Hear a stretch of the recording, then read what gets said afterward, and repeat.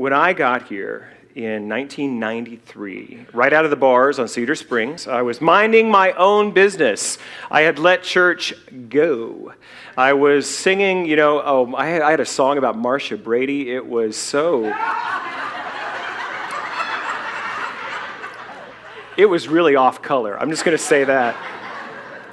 And Marty Bacher, who was Petra's predecessor, he was down there looking for talent.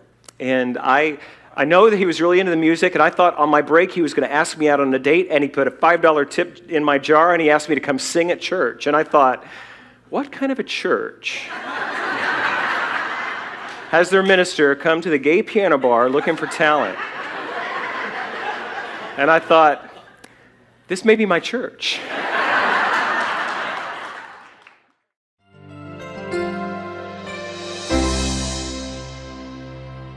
Lots of you know this fabulous man on the piano, and for many of you, it needs no introduction. But an introduction is always important for those of you who don't know Michael, but mostly to welcome him to our piano and to our platform, both as musician and minister and friend and beloved one. So for those of you who don't know, I did a little introduction for last night at the concert, which was fabulous, by the way. CS. And we really got to experience Michael's soul through his music. Today you'll get some of that, but also his heart and his inspiration through his message. So, there's lots of things I could say, and I do believe that I was corrected last night. Michael's been, but he was with us. Yeah, it was good, though, because whoo, man, you blink and time goes by, right? So Michael was trained in Oral Roberts University, comes out of Oklahoma, and the Pentecostal tradition. And he was invited to play on the piano at CSLDallas by the previous minister before me, and he was found at the local bar, and everybody, and it was but he was making a mark there. So he came to the piano. I was fortunate enough to come a few weeks later to Dallas, and that was the beginning of something really, really wonderful that Michael and I grew together here. And he left his print on CSLDallas in a big way. So Michael was our musician and then music director for 16 years. 10 years ago, he became a minister, became a practitioner, then a minister.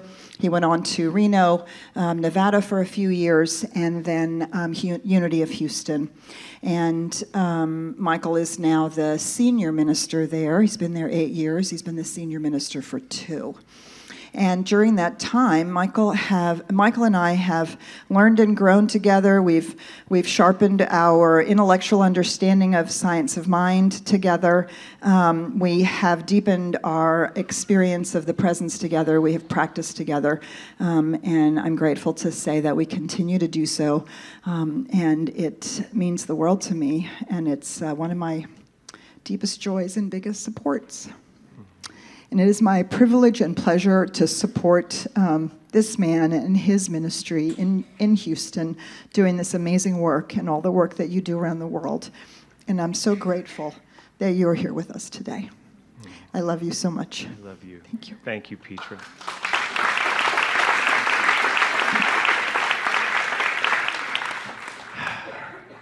So another way that time has flown by, I wrote this particular song for Petra for her 10th anniversary as senior minister, and that was almost 15 years ago, whenever it was, so time goes so quickly. But this is, some of you may know that she has a signature phrase when she's teaching, when she's striving for clarity, she wants you to get it. And she says, "Do you see?"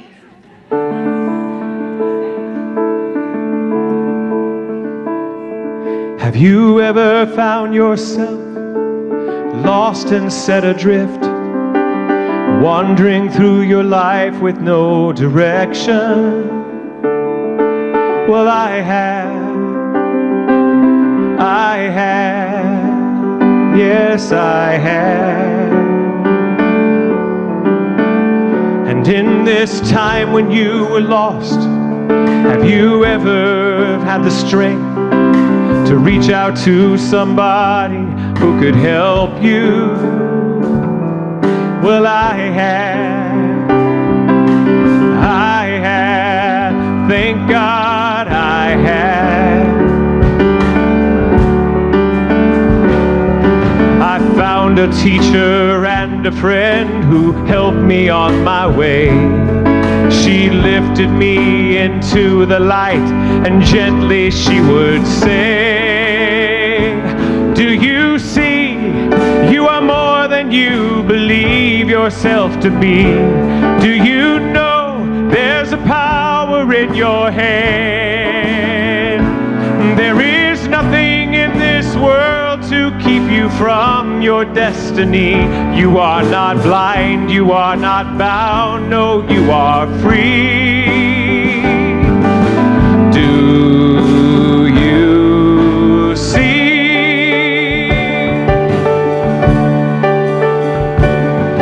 Have you ever known the joy of returning to yourself? Awakening to life after the darkness? Well, I have, oh yes, I have.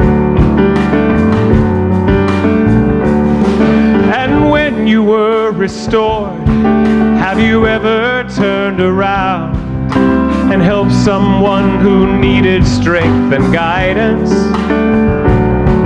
Well, I have.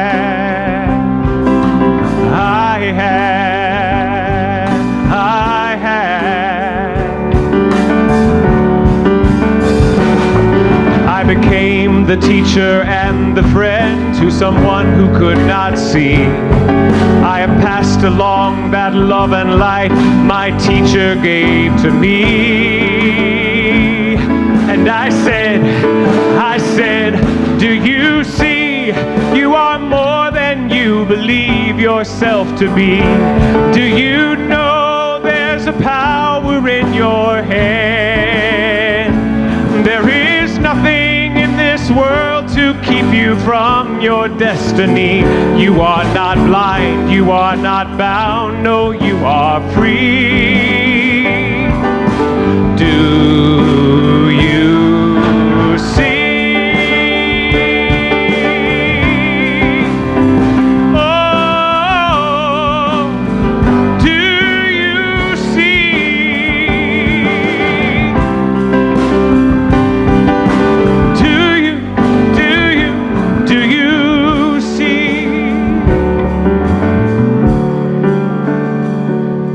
Have you ever had the chance to say some word of thanks to this one who has given so much to you? Well, I have, right now, I have. Thank you. You have given me your love. You have shared with me your light. You've given me your clarity of sight. You are a partner, teacher, guide, and friend. My beautiful friend. This is who you are. This is what you mean to me.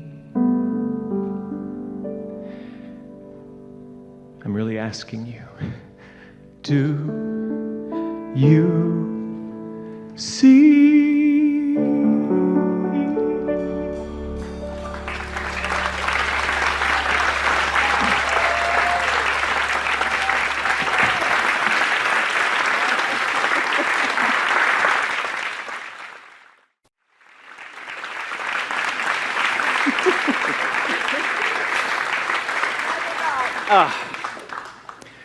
Well, according to the menu I was given, we're already 27 minutes behind schedule, and I have 20 minutes to talk. So thank you. Okay, I have 20 minutes. What to say? Well, I was taught how to do this by Petra Weldes. So a joke, 3 points, and a poem coming your way. I was talking to a friend of mine, and she was telling me how glad she is to live in this time, this information age, and how all of her favorite music is always accessible, all the movies she wants to see, all the books she wants to read, just right there. And she said, I don't know what my parents did before the internet to keep from getting bored. And I asked my 19 brothers and sisters, and they didn't know either.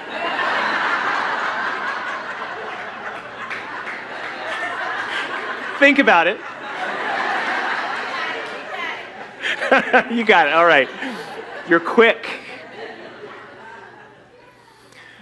Which has nothing to do with what I want to say.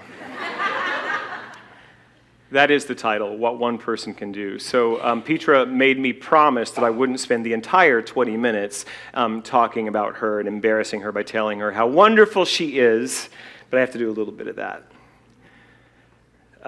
When I got here in 1993, right out of the bars on Cedar Springs, I was minding my own business. I had let church go. I was singing, I had a song about Marcia Brady. It was so... It was really off color. I'm just going to say that. And Marty Bacher, who was Petra's predecessor, he was down there looking for talent. And I know that he was really into the music, and I thought on my break he was going to ask me out on a date, and he put a $5 tip in my jar, and he asked me to come sing at church. And I thought, what kind of a church has their minister come to the gay piano bar looking for talent? And I thought, this may be my church. 26 years later, this is still my church. And Petra got here shortly after I did, and we had she was our interim minister after Marty left, and then we hired another minister, Reverend Claudia Franklin, who was instrumental in my path and in my story. And then when she left, Petra became our interim minister again, and then we went to coffee at Starbucks at Lover's Lane. I remember that over there, and we were sitting. She said, Michael, I want to ask you something. What would you think if instead of, because you were interviewing with trucking companies, I remember this, you had graduated, you needed to make an income, and you were just going to go, and you thought, really, is that what I need to do? And you said, what would you think, Michael, if I applied to be the senior minister of, at the time it was First Church of Religious Science, Dallas, Texas. And I thought, I said, I think that would be great. And turns out we didn't even have to interview her because she was already on staff. The board just voted to promote her into this position, and then that began the journey for both of us. You had already done so much more of your healing work. I was brand new. I started this teaching of New Thought and Science of Mind the same year I began, haltingly and not perfectly, my recovery path from alcoholism. And the two have been instrumental, but it was this woman right here who, oh my gosh, delivered these principles to me in a way that they were not just words on a page. The first time, I don't know about you, the first time I tried to read the Science of Mind, it may as well have been in, another language, Turkish. I really couldn't make heads or tails of it. I needed a teacher. I needed someone to explain how when we put these principles into our lives and we act upon them, that we change. Our awareness of who we are and how the world works shifts, and we begin to demonstrate things.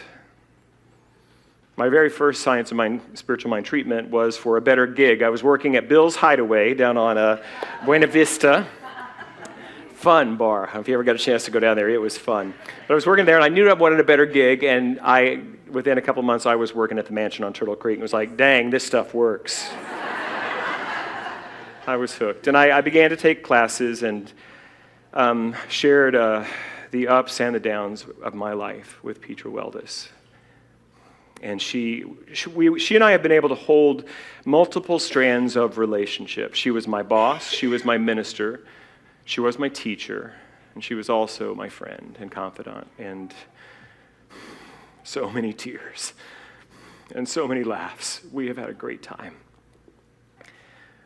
And I began to take these classes, and my life began to change and improve. And then I remember with you, Lainey Bernstein, you and I were doing music for an Al-Anon convention, and we were sitting and having a bite of dinner in the little hotel bar there, and we were having chicken Caesar salad, dressing on the side. And you were having a moment of great self-doubt, which was not your first or your last moment of self-doubt. And I saw through all of this stuff she was doing to the truth of her gift. And I thought, crap, I'm a practitioner. And so I took practitioner training, and then Petra started nagging me about ministerial school. I know she's doing that to some of you right now. And I was like, nope, I don't want to do that. I want to do music. I've got a cool job. You know that thing where you're sitting on a plane and somebody asks you what you do? I did not want to say I'm a minister. Although I heard a UU minister once have an answer to that, and he was on a plane, and somebody will say, what do you do? I'm a minister. And they'll be, I don't believe in God. And his response was always, tell me about this God you don't believe in, because chances are I don't believe in him either. But it became apparent. That's a good one. We can applaud the UUs. We love Unitarians.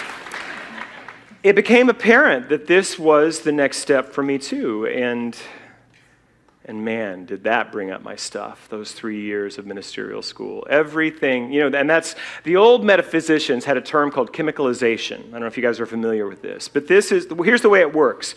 When you decide for a greater yet to be for yourself, you're going to step into something that is a dream and desire of your heart for a new level of freedom and fulfillment. Everything in you that doesn't believe that's possible is going to be right here.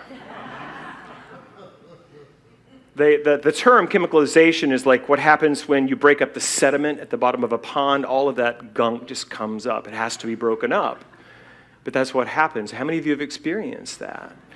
And in Unity, there's a great book called Lessons in Truth by Emily Cady, and they actually took the chapter, the passage out about chemicalization in the 70s and 80s because they thought it was too negative, and people were still having it happen anyway, so they put it back in.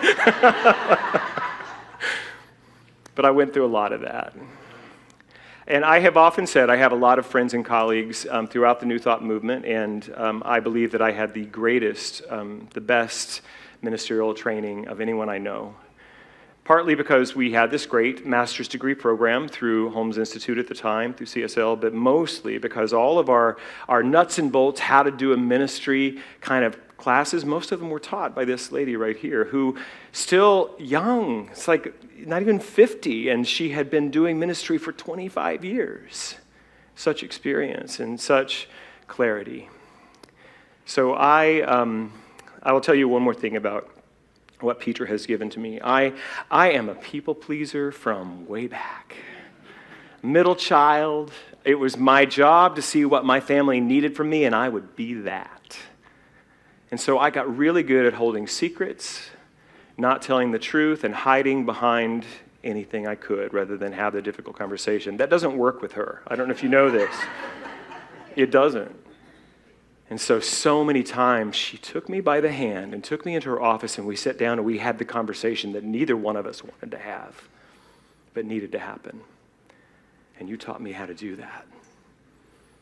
And I am twice the minister I would be if it weren't for that, because I've been able to bring my heart for wanting people to be loved and feel good and secure, and to hold their hands and have the conversation with them that they don't want to have. They don't want it to happen, and I don't want it to happen, but it needs to happen.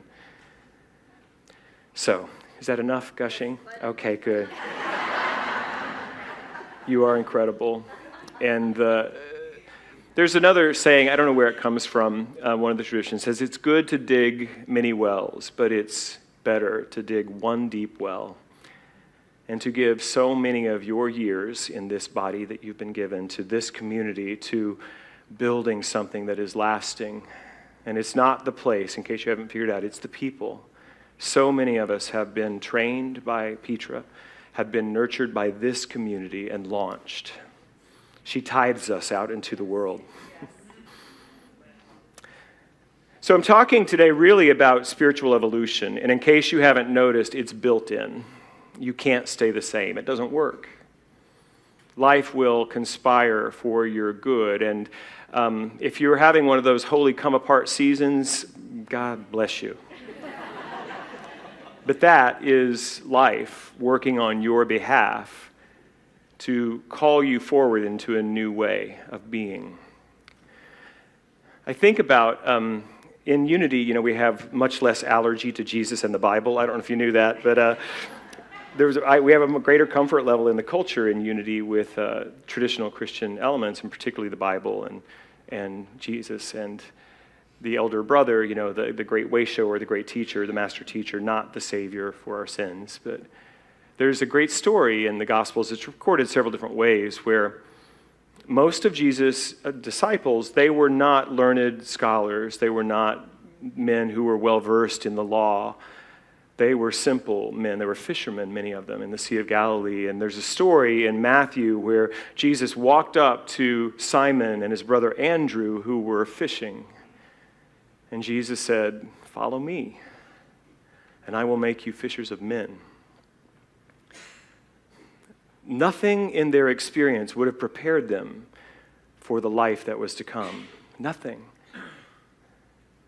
And it says, I think there had to be more to it than the story records, but just that they dropped their nets and they followed the master teacher. My point to you, and this is meant to be encouraging, but it may scare the hell out of you. You can't get there from here. The things that have given you stability and security in your life will not take you to the place that God is asking you to come to. All of the structures that we put in place mentally, emotionally, relationally, the ways that we place ourselves here so that we feel good and secure and I can live from here. You can't stay there. It's just not the way it works. You will be called to, and all of those things not all, many of them will break apart and fall away. And it hurts like hell. And yet it frees you up to step into something new. And here's the great thing about it, because what's really being revealed in this evolutionary path is our essence, our true nature. The next thing will fit you even better. It will feel even more right to your soul. The work that you'll be doing will be amazingly a better fit for your gifts and talents and even your faults. There's a great thing, I love the 12-step traditions as well, and there's a great thing in the 6th and 7th steps, which are all about removing our character defects, which I know we're not defective, but we do pick up some pretty interesting habits, don't you think? And so I pray that God remove every single defect of character which stands in the way of my usefulness to you and my fellows, to God and my fellow human beings. See, some of your quirks and your limitations, God can use them until that part is done. But the journey, as I'm discovering it, 26 years into this teaching, 20 years sober this fall, what I'm discovering is it says it right on page 1 of the Science of Mind textbook. The divine plan is one of freedom. It's all about releasing that which is no longer needed and trusting life, falling into love, falling into something that you really don't know what it's going to look like or how it's going to. Houston, really? How is that going to work? I mean, not even on my radar. And yet such a gift that has been offered to me. And that's just the way it works. There's another Bible verse I'd like to share with you. This comes from, I have such a love-hate relationship with the Apostle Paul. Amen? You know who I'm talking about? Some of the misogyny and the homophobic stuff in there, I don't get it at all. But then these mystical bombs just kind of land in the middle of it too. I actually have 2 tattoos and they're both Paul. I know it's weird. But this is 2 Corinthians. 2 Corinthians chapter 3, 17 and 18. Now the Lord is the Spirit, and where the Spirit of the Lord is, there is freedom. And we all, who with unveiled faces contemplate the Lord's glory, are being transformed into His image with ever-increasing glory, which comes from the Lord, which is the Spirit. Let me break that down for you. God is not a guy on a throne in heaven. You know that? God is principle and presence. Ernest Holmes said the two great pillars of New Thought are love and law, and ultimately it's all love. It's the nature of reality. And where the Spirit of the Lord is, there is freedom. Because when we really become who we are already, all of those things that would inhibit us are gone, and we're free. Free to be, free to give our gifts fully, and free to receive the abundant life Jesus talked about. And the next phrase where it says, and we who with unveiled faces, you get that? We're removing the false identities, the limiting beliefs. We contemplate the glory of the Lord, contemplate the true nature of reality. We are transformed into that, because that is what we are. And in the King James it says, from glory unto glory. So even though we may have to give up everything familiar and safe upon this evolutionary spiritual journey, it's not a bad gig. From glory unto glory, with greater and greater degrees of freedom and fulfillment. Sign you up? Yes? That's what it's about. The rewards are so great. And it's worth it. You will get stuck in weird alleyways. You will find yourselves with people on the journey that you did not invite, but they're your people. You will find yourself in some really strange places that you did not know were yours. But if you stay open, oh my gosh, the glories you will reveal. And some of the old ideas, they are really deep. They go back to childhood and before. I'd like to introduce my beloved John Moore. You want to stand, everybody see how cute you are, John Moore, please. He hates when I do this, but stand up, stand up. It gets better and better, let me tell you.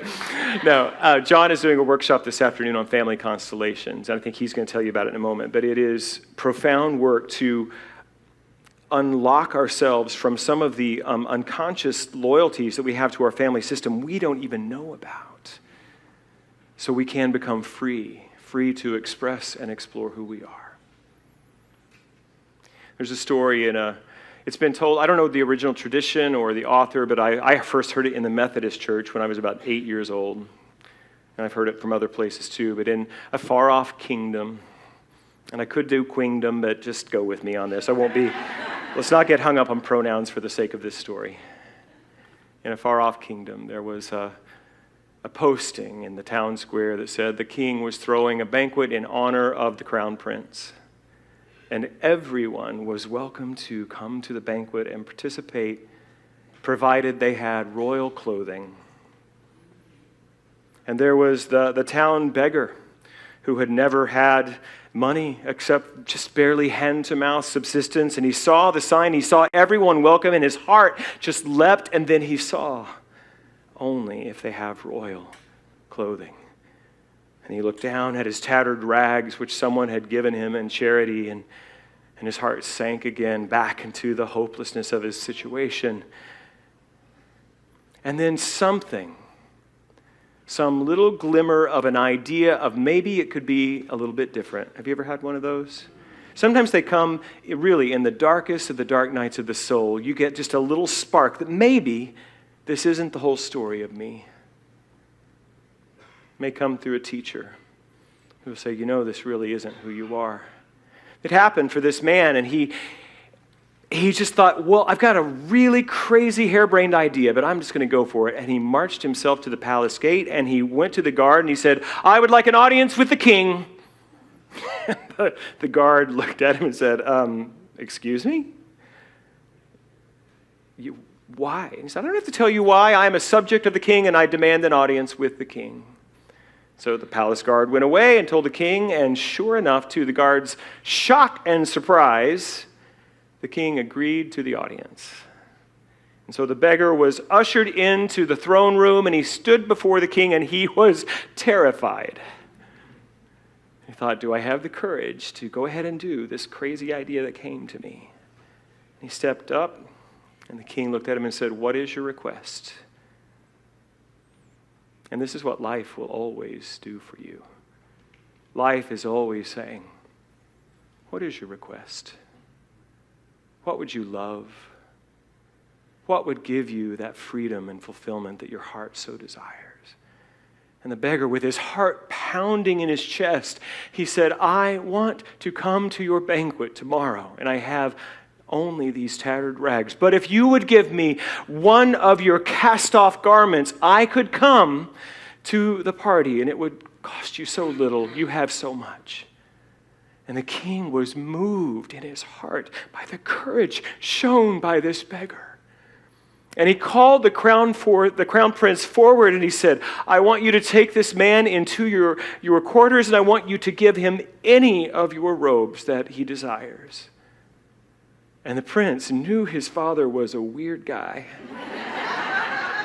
and did strange things like this, and he knew that love was behind it. And so he agreed joyfully, and he took the beggar into his quarters, and he showed them his wardrobe and let him choose any garment. And he chose one that was maybe a little bit more modest, but it was still greater than anything he could have ever dreamed he would have on his body.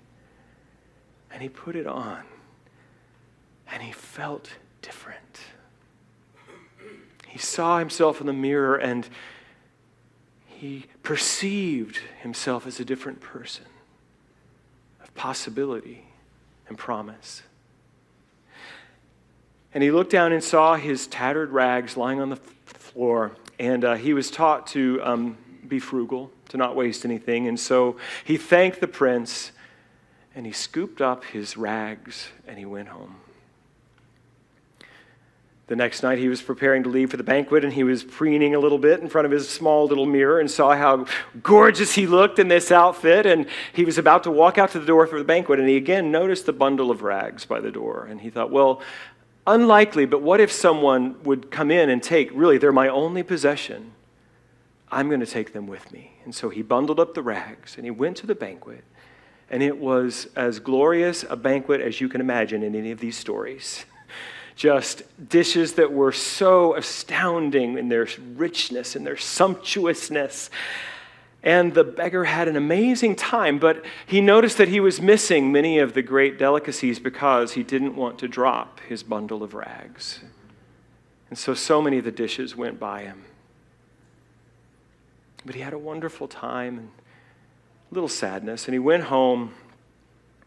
And before he left, the prince caught him and said, I notice you're still carrying your rags. I want you to know something about this garment that you're wearing.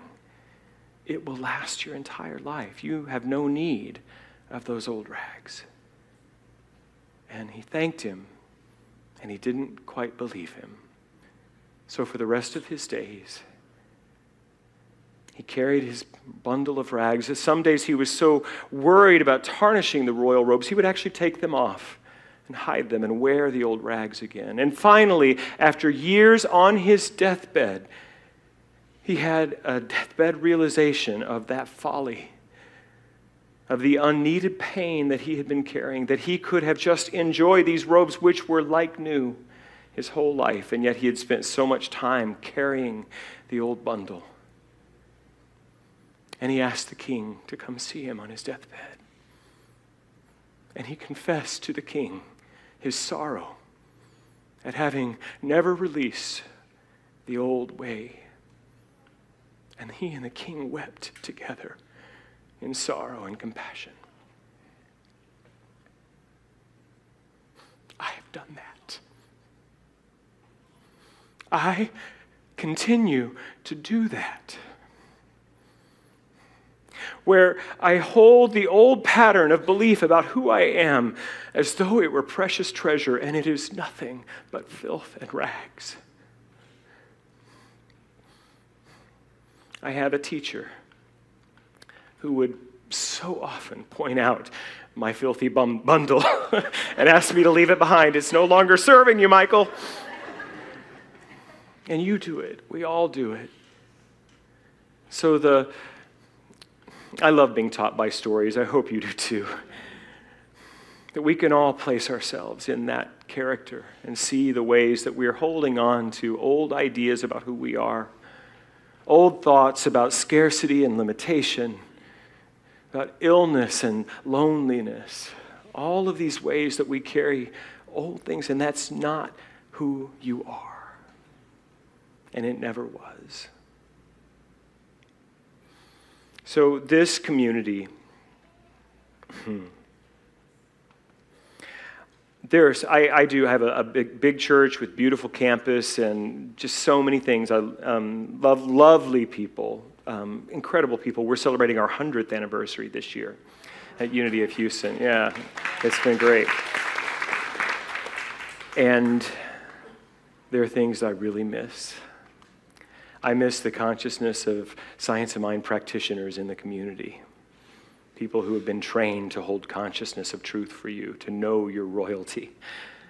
And I miss the culture of spiritual education. We have classes in Unity. It's not the same. So I encourage you to take full advantage of what is here for you, to dive deep into this teaching. You need both. You need the teaching and you need the community. It's like in AA we talk about we have the principles and we have the fellowship. It's the same thing. You have the conscious teaching, the principles, the practices that will, with time, they work. If you work them every single time, if you will simply do these simple practices to put these principles into play into your life, you will transform. You need that teaching, and you need people who will walk along beside you and that will remind you when you forget who you are, and that you can remind when they forget who they are. I think I said everything I need to say. One last thing. We love you and we honor you. And it's not just your brilliance. We honor your humanity too. We love your bigness and we love your smallness. Thank you for giving us a moment to really just see you, because you are incredible. And you are not perfect. I don't know if you know this. You know. Ask Reverend Karen. She can probably offer a little insight there. And you don't need to be. Just who you are changing this world, one life and one student at a time. I love you, Petra Weldes. Let's have a prayer.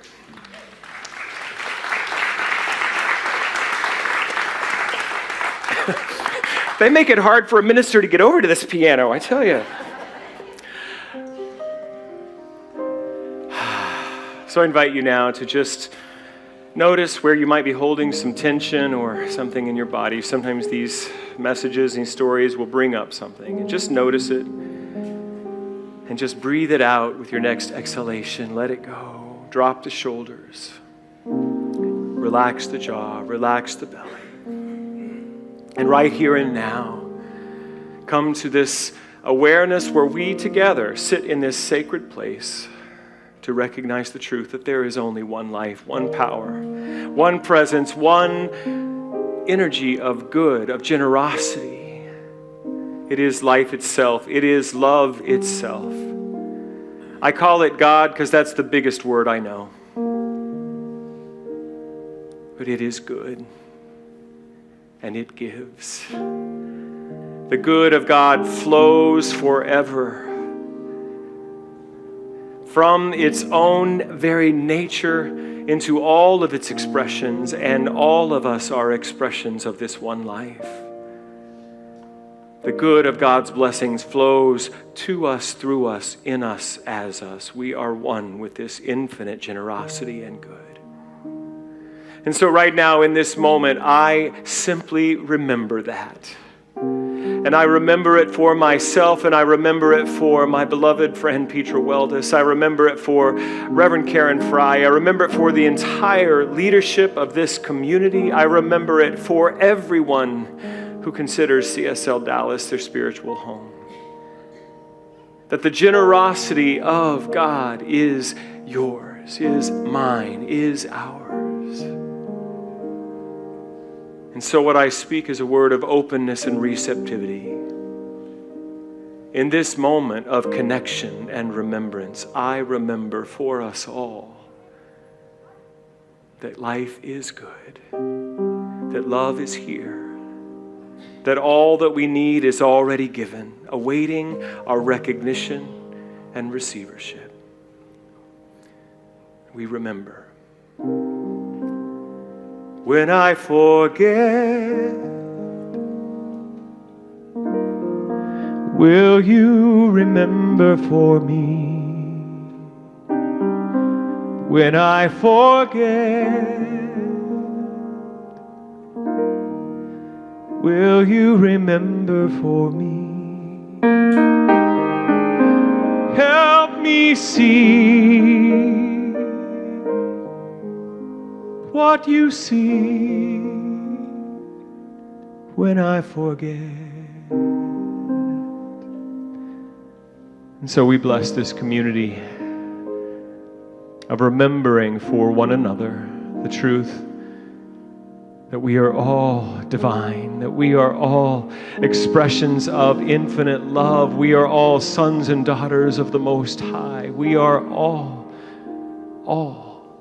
together expressing God's good, God's power, God's love, God's light, God's joy, God's beauty. It's who we are.